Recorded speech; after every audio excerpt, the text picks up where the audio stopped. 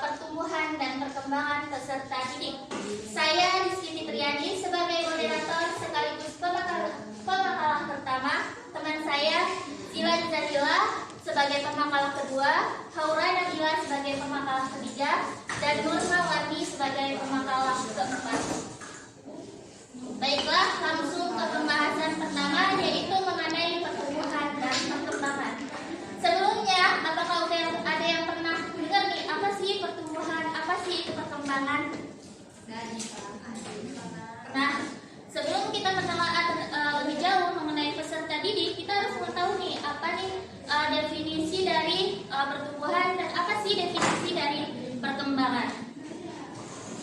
Di mana pertumbuhan itu merupakan perubahan yang bersifat kuantitatif, di mana pertumbuhan biasanya berlangsung terbatas dengan waktu yang terbatas, tidak berkelanjutan. Pertumbuhan juga bersifat konkret, biasanya menyangkut perubahan fisik seseorang, baik ukuran, struktur biologis. Biasanya dia seperti perubahan terhadap seseorang, di mana berat badan, tinggi badan, struktur, kekuatan, di situ akan terjadi sebuah perubahan. Hasil pertumbuhan berupa bertambahnya ukuran kuantitatif dari dalam diri seseorang. Nah, proporsi sehingga secara ringkas pertumbuhan itu adalah perubahan dan kematangan fisik yang terjadi pada seseorang, baik perubahan dari tinggi badan, berat badan maupun kekuatannya. Setelah kita mengetahui definisi dari pertumbuhan, kita akan melanjutkan yaitu definisi dari perkembangan. Perkembangan adalah proses perubahan yang terjadi secara kualitatif, di mana perkembangan ini lebih kepada organ-organ jasmani seseorang, seperti perubahan sifat, terus fisikis, yang kejiwaan, itu merupakan suatu perkembangan. Nah, meskipun antara pertumbuhan dan perkembangan memiliki perbedaan, namun pertumbuhan dan perkembangan saling berkaitan dan saling ketergantungan, di mana merupakan proses yang saling tergantungan dan mempengaruhi. Misalnya nih, kita membahas tentang kecerdasan seorang peserta didik. Nah, membahas kecerdasan seorang peserta didik itu tidak akan terlepas dari yang namanya kecerdasan atau fungsi dari otak peserta didik tersebut. Nah, sebagai faktor fisiologis yang mempengaruhi perkembangan peserta didik itu. Lalu, pertumbuhan dan perkembangan manusia mengikuti pola strukturnya sendiri, di mana setiap pertumbuhan dan perkembangan itu memiliki irama tersendiri.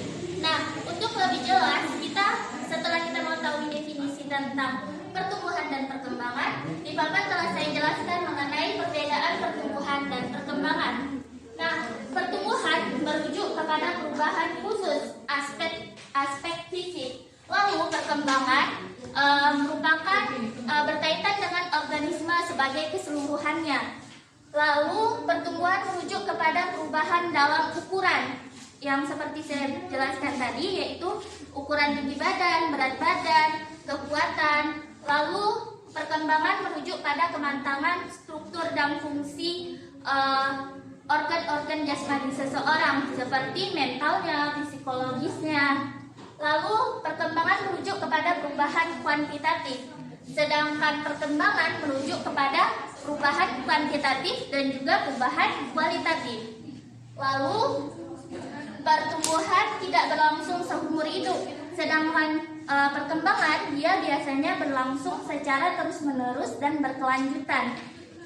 Lalu pertumbuhan mungkin membawa dan tidak membawa perkembangan. Bisa jadi pertumbuhan itu tidak mempengaruhi perkembangan, namun perkembangan mungkin bisa terjadi tanpa adanya pertumbuhan. Dari sini paham? Oke, baik. Selanjutnya kita akan masuk ke dalam faktor-faktor yang mempengaruhi pertumbuhan dan perkembangan. Apa sih faktor-faktor yang mempengaruhi pertumbuhan dan perkembangan? Ya, faktor mempengaruhi pertumbuhan dan perkembangan.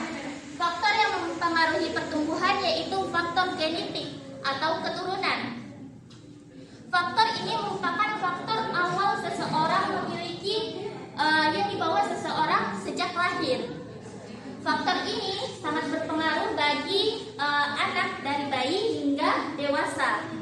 Faktor genetik ini sangat sulit untuk diubah. Contohnya seperti warna kulit. Namun saat sekarang warna kulit bisa dirubah karena adanya skincare. Lalu perubahan seperti rambut keriting, rambut lurus, rambut ikal. Tapi di zaman sekarang itu bisa dirubah dengan adanya semati. Lalu selanjutnya faktor asupan. Nah, faktor asupan atau faktor makanan merupakan hal yang berpengaruh terhadap pertumbuhan anak, di mana seperti makanan yang bervitamin, 4 sehat 5 sempurna sangat berpengaruh terhadap pertumbuhan seorang anak atau seseorang. Lalu faktor lingkungan. Nah, faktor lingkungan inilah yang sangat-sangat berpengaruh pada saat sekarang ini, di mana lingkungan yang baik akan memberikan dampak yang baik terhadap pertumbuhan seseorang. Selanjutnya, faktor-faktor yang mempengaruhi perkembangan. Yang pertama yaitu faktor hereditas atau warisan atau faktor bawaan dari orang tuanya. Nah, faktor ini biasanya sifat orang tua akan turun ke anaknya. Jika orang tuanya baik, maka anaknya juga akan baik. Selanjutnya yaitu faktor lingkungan. Faktor lingkungan pada perkembangan peserta didik ini terbagi dua, yaitu faktor fisik, di mana faktor fisik ini sudah berpengaruh sejak seseorang itu berada di janin ibunya, di mana apabila ibunya mengkonsumsi makanan-makanan yang bervitamin, maka perkembangan anak akan baik. Lalu faktor sosial. Nah, faktor sosial itu seperti faktor keluarga, pendidikan, faktor masyarakat, teman sebaya. Yang paling berpengaruh pada saat ini yaitu faktor teman sebaya, di mana anak-anak lebih meniru dan mengikuti teman-teman sebayanya. Lalu dalam faktor yang mempengaruhi perkembangan ini terdapat 3 aliran besar yang mengenai dan mempengaruhi perkembangan ini, yaitu yang pertama aliran metafisisme, di mana aliran ini berpandangan bahwa individu ditentukan oleh faktor bawaan sejak lahir. Faktor lingkungan tidak berpengaruh terhadap seseorang. Yang kedua yaitu faktor aliran empirisme, di mana berpendapat bahwa perkembangan anak dari bayi hingga dewasa dipengaruhi oleh lingkungannya. Contohnya seperti dia berada di lingkungan orang tua yang guru saat sekarang ini, maka sedikit banyaknya anak itu pasti akan ada di basic gurunya, seperti itu. Lalu yang ketiga aliran konvergensi, di mana anak lahir di dunia ini, kata aliran ini berpendapat bahwa anak lahir di dunia ini memiliki sifat baik dan buruknya sendiri. Hanya saja akan terbentuk jika anak itu memiliki lingkungan yang baik. Baiklah, selanjutnya akan dilanjutkan oleh pemakaran kedua.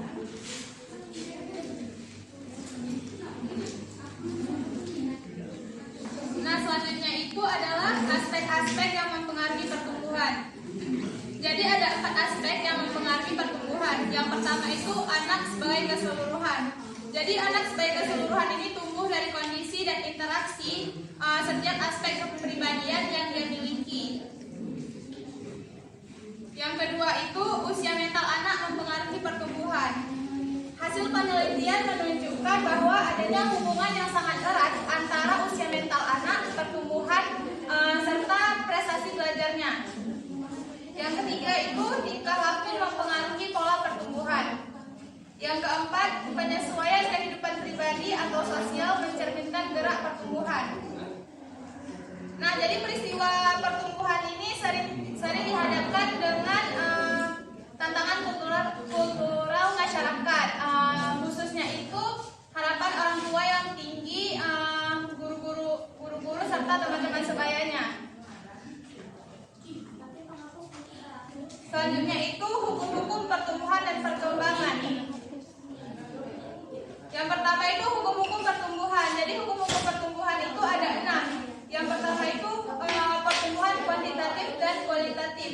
Jadi pertumbuhan kuantitatif ini mencakup mengenai division, sedangkan pertumbuhan kualitatif ini mencakup mengenai fisiologis. Yang kedua itu pertumbuhan berkesinambungan dan teratur. Jadi kita tidak akan menemukan seseorang anak yang sudah bisa berjalan sebelum ia belajar merangkak dahulu, lalu ia belajar berdiri. Dalam hal ini kita bisa melihat bahwa pertumbuhan itu saling berkesinambungan dan teratur. Yang ketiga itu ruang rentang waktu pertumbuhan itu tidak sama. Jadi selama masa bayi sampai dengan prasekolah, pertumbuhan anak itu pesat atau cepat. Namun ketika ia sudah melewati masa prasekolah, pertumbuhan itu menjadi lambat. Namun ketika ia sudah remaja, pertumbuhan itu kembali menjadi pesat menuju kedewasaan. Selanjutnya itu kecepatan serta pola pertumbuhan dimoderasi oleh kondisi di dalam dan di luar tubuh. Yang kelima, setiap individu itu tumbuh melalui keunikannya tersendiri. Jadi keunikan pertumbuhan ini disebabkan karena adanya perbedaan kondisi lingkungan internal dan eksternal, perbedaan usia, perbedaan fisiologis, perbedaan jenis kelamin dan sebagainya. Yang keenam itu pertumbuhan kompleks dan saling berhubungan. Selanjutnya itu hukum-hukum perkembangan. Jadi hukum-hukum perkembangan ini ada 8. Yang pertama hukum konvergensi. Yang kedua itu hukum perkembangan dan pengembangan diri. Yang ketiga hukum masa peka. Yang keempat itu hukum keperluan belajar. Yang kelima hukum kesatuan anggota badan. Yang keenam itu hukum tempo perkembangan. Yang ketujuh hukum irama perkembangan. Dan yang ke-8 itu hukum rekapitulasi. Baiklah, selanjutnya akan dilanjutkan oleh pemateri ketiga. Adapun teori prinsip perkembangan. Teori perkembangan ini bisa dijadikan sebagai landasan atau dasar-dasar untuk mendorong perbaikan atau penyempurnaan dalam bidang pendidikan. Yang mana pertama itu teori nativisme. Teori ini yang berarti pembawaan. Sifat pembawaan ini mempunyai peran yang sangat penting bagi perkembangan individu. Yang kedua ini teori empirisme, yang mana teori ini manusia tidak memiliki pembawaan. Menurut seorang ahli filsafat mengatakan bahwa seorang anak lahir seperti kertas putih yang belum mendapatkan coretan sedikit pun. Yang ketiga teori naturalisme. Teori ini berasal dari Rossi, seorang bangsa Prancis. Dia berpendapat bahwa manusia pada dasarnya baik. Ia menjadi buruk dan jahat karena pengaruh kebudayaan. Yang keempat, teori rekapitulasi, yang mana teori ini dikemukakan oleh Stanley atas teori Hassel. Berpendapat bahwa perkembangan jasmani individu merupakan ulangan dari pertumbuhan jenisnya. Adapun pertumbuhan anak dapat dibagi menjadi 5 fase. Yang pertama, masa berburu. Pada masa ini merupakan masa bermainnya anak-anak. Masa ini berakhir sekitar pada umur 8 tahun. Yang kedua, masa pengembala. Pada masa ini anak-anak itu gemar sekali memelihara hewan. Masa ini berakhir pada umur 10 tahun. Yang ketiga, masa petani. Masa ini ialah anak yang gemar menanam tanaman dan memelihara kebun, yang mana berakhir pada umur 10-12 tahun. Yang keempat, masa pedagang. Masa ini anak-anak itu gemar sekali bermain jual beli, yang mana pada masa ini berakhir pada umur 12-18 tahun. Yang kelima itu tingkat masa industri. Anak ini gemar sekali membuat permainan dan barang-barang. Masa ini berakhir sekitar umur 14 tahun. Yang kelima, teori konvergensi. Teori ini berpendapat bahwa manusia dalam perkembangan hidupnya dipengaruhi oleh bakat dan lingkungan. Adapun prinsip-prinsip perkembangan. Prinsip-prinsip perkembangan yang pertama, prinsip kesatuan organis. Prinsip ini menyarankan agar pelajaran yang diberikan di sekolah memiliki hubungan satu sama lain. Yang kedua, prinsip tempo dan irama. Prinsip ini menyarankan adanya hubungan yang bersifat individual. Yang ketiga, tiap-tiap golongan memiliki pola perkembangan umum yang lain, yang sama. Dengan prinsip ini, seharusnya sekolah melaksanakan pendidikan klasikal. Yang keempat, prinsip konvergensi. Prinsip ini memiliki implikasi yang jelas. Yang pertama, implikasi pertama itu bahwa pendidikan harus memberikan lingkungan kepada anak sebanyak mungkin. Yang kedua, implikasi kedua, pengaruh pendidikan dibatasi oleh pembawaan anak. Oleh karena itu, bimbingan yang diberikan harus sesuai karakter pada anak didik. Nah, implikasi ketiga, anak tidak boleh dianggap sebagai makhluk yang pasif, tapi harus berpendapat anak adalah organ yang aktif, dapat bukan dan memilih. Kelima, prinsip kematangan. Prinsip ini mempunyai implikasi pendidikan yang penting. Prinsip kematangan mengatakan bahwa efek usaha belajar tergantung kepada tingkat kematangan yang telah dicapai oleh anak. Selanjutnya akan disambung oleh pemateri keempat. Baik, saya akan melanjutkan pemateri yaitu tentang pembagian dasar dan fase perkembangan anak. Nah, seperti yang kita ketahui bahwa Islam sangat menekankan pemahaman tentang masa perkembangan secara fisik atau psikis. Nah, di satu sisi Islam memang mengetahui kefitraan seorang anak itu akan membawa potensi ke arah kebaikan. Tetapi di sisi lain Islam juga menuntut para orang tua agar dapat mengawal seorang anak tersebut menjadi manusia yang mengerti tugasnya sebagai khalifah. Nah, di sini para orang tua, pendidikan dan lingkungan anak sangat perlu dalam memahami proses pembinaan dalam semua rentang usia si anak. Nah, salah satu hal yang penting dipahami dalam proses pembinaan anak adalah menerapkan proses pembinaan anak sesuai dengan fase perkembangannya agar proses pemberian bimbingan kepada si anak tersebut lebih efektif. Bahkan Rasulullah SAW bersabda, kami para nabi diperintahkan untuk menempatkan manusia sesuai dengan tingkat kehidupan mereka dan berbicara sesuai dengan tingkat kemampuan mereka. Nah, sabda Rasulullah tersebut merupakan sebuah pesan bahwa dalam proses pembinaan diperlukan pemahaman yang baik tentang siapa yang menjadi objek komunikasi dan tingkat pemahaman yang dimiliki objek tersebut, sehingga aktivitas komunikasi yang terjadi bisa berjalan dengan lancar. Seorang ahli fikih bernama Abu Zahra, beliau membagi fase perkembangan anak itu menjadi 4 fase. Pertama, asabi, yaitu masa anak-anak. Kedua, mumayyiz, di mana si anak mampu membedakan. Ketiga, murabik, yaitu menjelang usia balik. Dan keempat, yaitu balik, yaitu di mana si anak sudah mampu diberi beban hukum, yaitu apabila si perempuan tanda dewasa itu dengan menstruasi dan apabila laki-laki itu dengan mimpi basah. Nah, secara garis besar dalam pembagian dan perkembangan anak dibagi berdasarkan 3 aspek. Pertama, berdasarkan perkembangan biologis, yaitu perkembangan individu berupa perubahan fisik dalam tubuh individu. Nah, perkembangan tersebut meliputi tinggi dan berat badan si anak. Perkembangan fisik itu merupakan perkembangan yang signifikan bagi anak. Menurut Harlock, seorang ahli psikologis, perkembangan anak usia dini mencakup 4 aspek.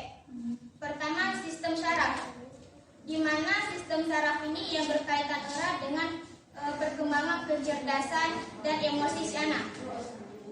Kedua, otot-otot yang mempengaruhi perkembangan kekuatan dan kemampuan motorik. Ketiga, kelenjar endokrin yang menyebabkan munculnya tingkah laku baru. Keempat, struktur yang meliputi tinggi, berat, dan proporsi tubuh. Kedua, fase berdasarkan didaktis. Nah, fase berdasarkan didaktis ini merupakan sebuah usaha membagi perkembangan anak berdasarkan materi dan cara bagaimana mendidik anak pada masa tertentu. Fase yang ketiga yaitu berdasarkan psikologis. Fase ini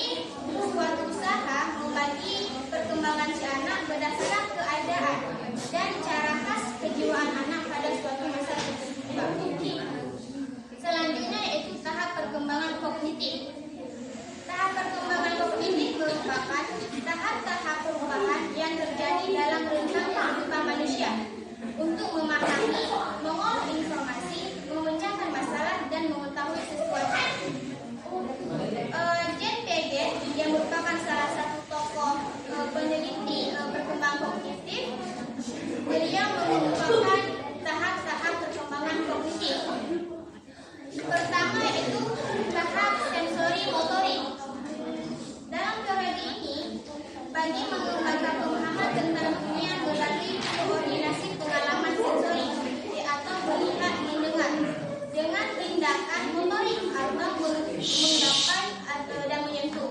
Nah, biasanya tahap sensori motorik ini terjadi pada usia 0 sampai 2 tahun. Kedua, tahap preoperasional, di mana pada tahap ini anak belum bisa menggunakan logikanya atau mengubah, menggabungkan atau memisahkan ide atau pikiran. Di tahap ini anak baru membangun pengalaman tentang dunia melalui adaptasi dan bekerja menuju tahap ketiga ia menggunakan pemikiran secara logis. Tahap preoperasional ini berkisaran usia 2 sampai 7 tahun. Ketiga yaitu tahap operasional konkret. Nah, pada tahap ini si anak cukup dewasa untuk menggunakan pemikirannya secara logis, tetapi hanya bisa menerapkan logika tersebut pada suatu objek, seperti menunjukkan kemampuan konservasi baik dalam bentuk jumlah, luas, volume, dan lain-lain. Tahap operasional konkret ini berkisaran umur 7 sampai 11 tahun. Yang keempat yaitu tahap operasional formal. Tahap operasional formal ini merupakan tahap terakhir dalam perkembangan kognitif.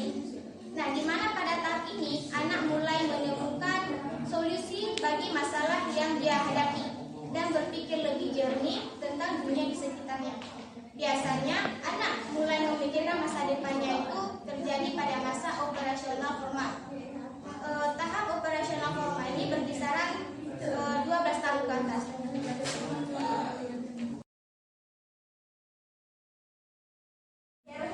Baiklah, selanjutnya saya akan membuka sesi pertanyaan.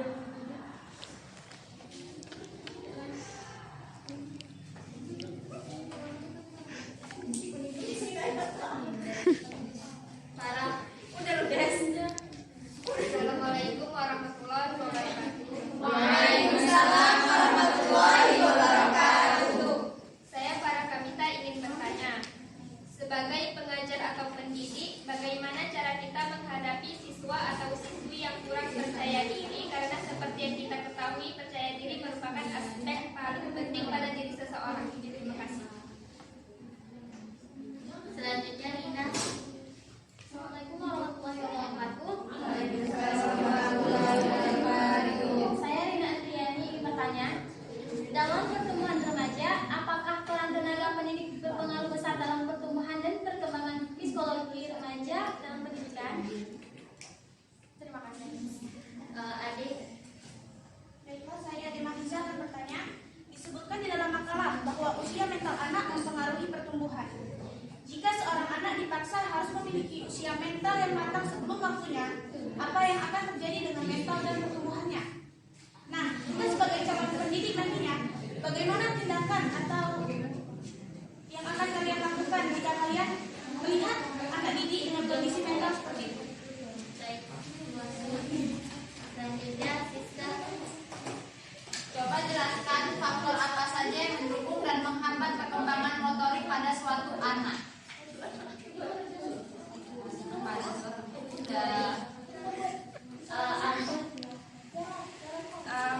Apa pentingnya kita mengetahui pertumbuhan dan perkembangan peserta didik? Yuli. Baiklah, saya Diananda ingin bertanya, bagaimana cara kita mengatasi remaja yang telah memasuki tahap dewasa tetapi tidak mengalami perubahan sikap dan psikis? Munira. Apa yang akan terjadi bila seorang guru tidak memahami perkembangan peserta didiknya?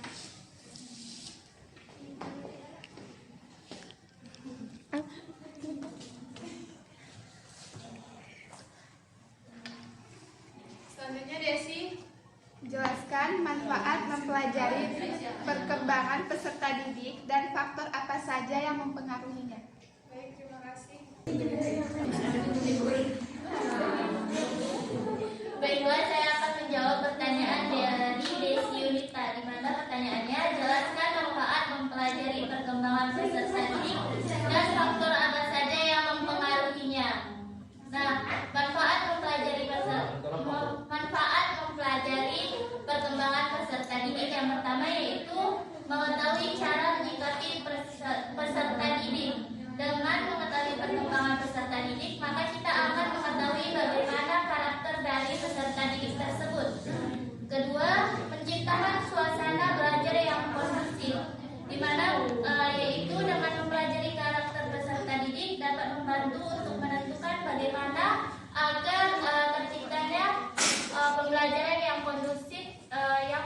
menyenangkan bagi siswa.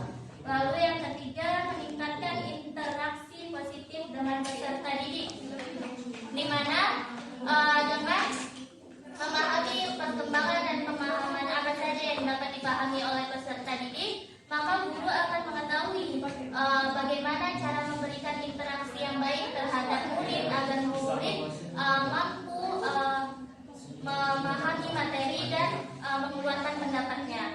Lalu menentukan metode pembelajaran yang efektif, di mana guru harus dengan memahami perkembangan tersebut, guru akan memikirkan metode-metode apa yang cocok untuk karakter-karakter siswanya. Selanjutnya, mengenali jika terjadi penyimpangan perkembangan. Nah, banyaknya siswa sehingga guru sulit untuk memahami karakter dari siswa tersebut. Dengan mengobservasi perkembangan dari siswa, maka guru akan tahu bahwa siswa ini mengalami penyimpangan dalam perkembangan atau tidak berkembang secara baik seperti siswa lainnya. Lalu mampu memberikan arahan dan motivasi yang disarankan, di mana guru mampu memberikan motivasi untuk siswa yang mengalami perkembangan keterlambatan.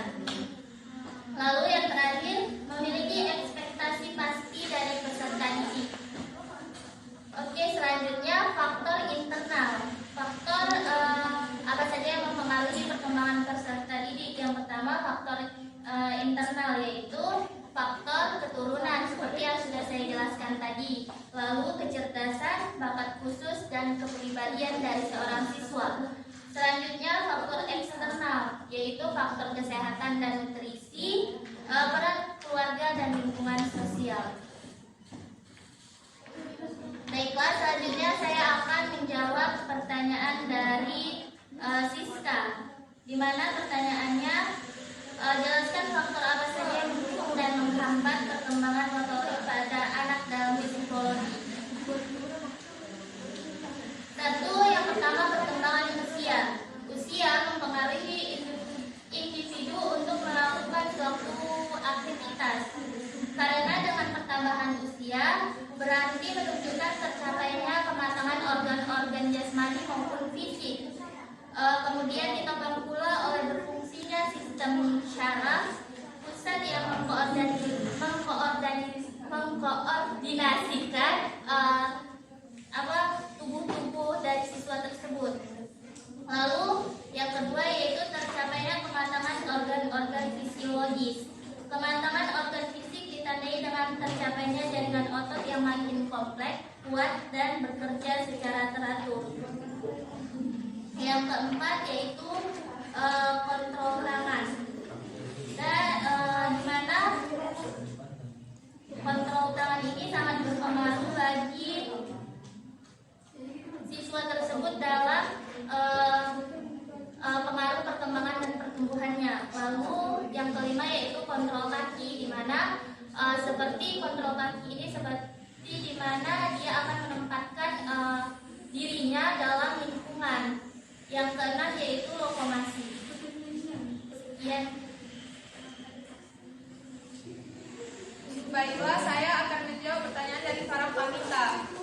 Yang pertanyaannya itu adalah bagaimana cara kita menghadapi siswa atau siswi yang kurang percaya diri.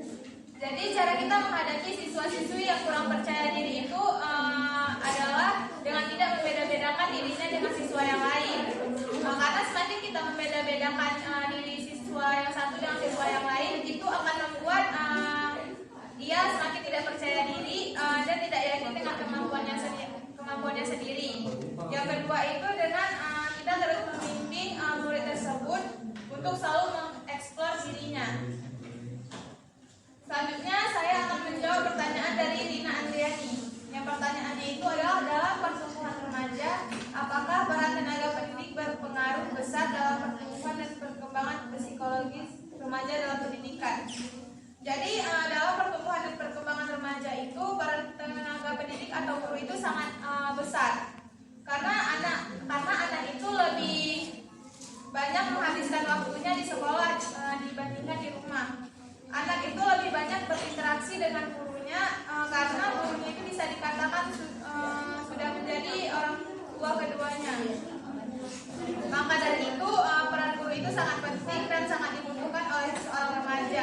agar bisa dijadikan sebagai contoh dalam bersikap, bahkan cara mengatur emosional yang baik. Baik, di sini saya akan menjawab pertanyaan dari Yuli. Yang mana pertanyaannya bagaimana mengatasi remaja yang telah masuki tahap dewasa tapi tidak mengalami perubahan sikap dan psikis. Cara untuk mengatasinya adalah dengan cara membiarkan orang tersebut menyelesaikan masalahnya sendiri. Karena semakin banyak seseorang memiliki masalah dan dia dapat menyelesaikannya sendiri, maka pengalamannya juga akan semakin bertambah dan dapat menjadikan seseorang menjadi lebih dewasa. Baik, saya akan menjawab pertanyaan dari Anggun. Yang mana pertanyaannya, apa pentingnya mengetahui pertumbuhan dan perkembangan peserta didik? Yang pertama, memberikan, mengukur dan menerapkan perubahan dalam tingkah laku serta kemampuan yang sedang berkembang sesuai dengan tingkat usia yang mempunyai ciri-ciri universal dalam artian yang berlaku bagi anak-anak di mana saja dan dalam lingkungan sosial budaya mana saja. Yang kedua, mempelajari karakteristik umum perkembangan peserta didik baik secara fisik, kognitif maupun psikososial. Yang ketiga, mempelajari perbedaan-perbedaan yang bersifat pribadi pada tahapan atau masa perkembangan tertentu. Yang keempat, mempelajari penyimpangan tingkah laku yang dialami seseorang seperti kenakalan-kenakalan, kelainan-kelainan dalam fungsionalitas. Yang kelima, mempelajari tingkah laku anak pada lingkungan tertentu yang menimbulkan reaksi yang berbeda. Baik, saya akan menjawab pertanyaan dari Munira, di mana yang pertanyaannya, apa yang terjadi bila seorang guru tidak memahami perkembangan peserta didik? Nah, apabila seorang guru tidak memahami perkembangan peserta didiknya, maka siswa tersebut akan mengalami kesusahan ketika seorang guru memberi materi pelajaran kepada seorang anak. Karena cara pemberian materi seorang guru tersebut tidak sesuai dengan perkembangan yang sedang dialami si anak tersebut.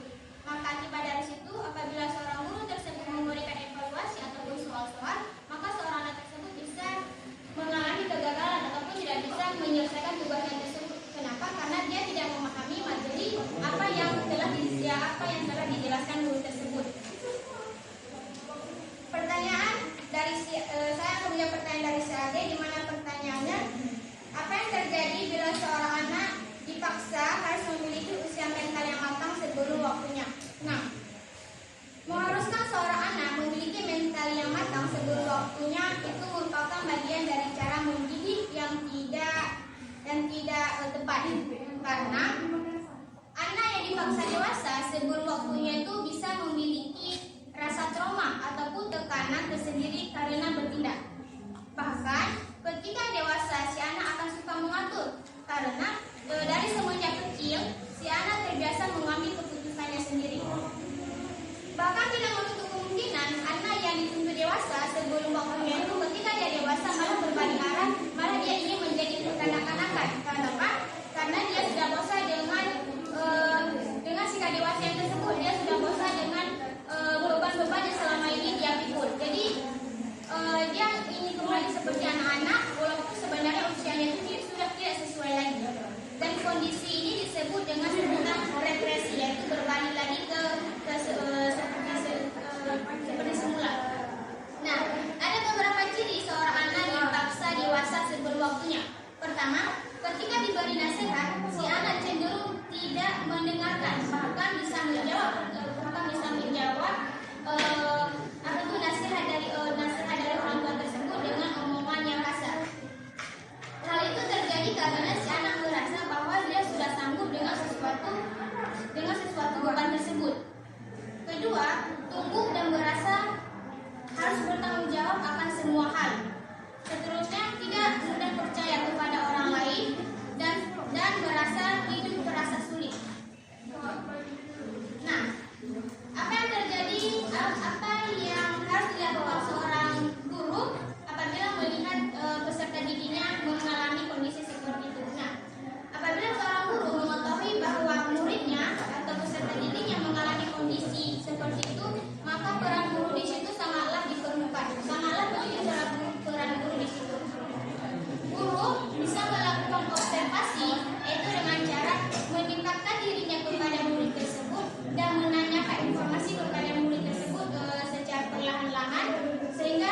guru tersebut bisa mengetahui apa kendala kenapa seorang anak tersebut mengalami kondisi seperti itu. Dan setelah itu guru bisa memberikan pemikiran yang efektif atau dengan cara yang efektif di mana si anak dapat menyesuaikan dirinya sesuai dengan perkembangan yang sedang dialami. Baiklah, sekian dari presentasi makalah kami. Terima kasih untuk yang udah berpartisipasi untuk nanya